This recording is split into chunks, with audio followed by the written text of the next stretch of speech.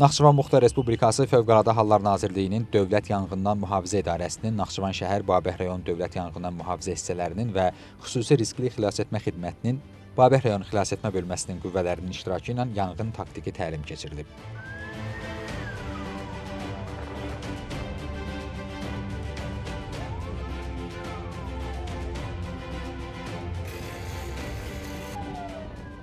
İnzibati binalarda baş verən yanğınların söndürülməsi, xəsarət alanların axtarışı və xilas edilməsi mövzusunda keçirilən təlimin məqsədi yanğın baş verdikdə əraziyə cəlb olunan xilasetmə qüvvələrinin qarşılıqlı fəaliyyətinin daha da təkmilləşdirilməsi, obyektlərdə mümkün yanğınların söndürülməsi və xilasetmə üzrə şəxsi heyətin peşəkar bacarıqlarının gücləndirilməsindən ibarət olub.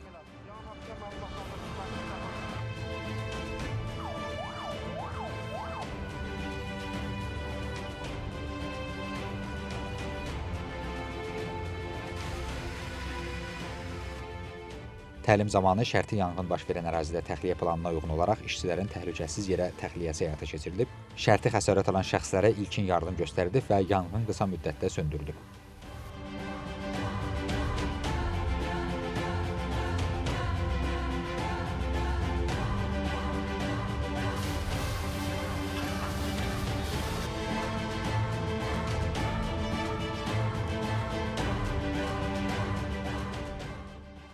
Uğurla keçən təlimdən sonra əldə edilən nəticələr müzakirə olunub, müvafiq tapşırıqlar verilib.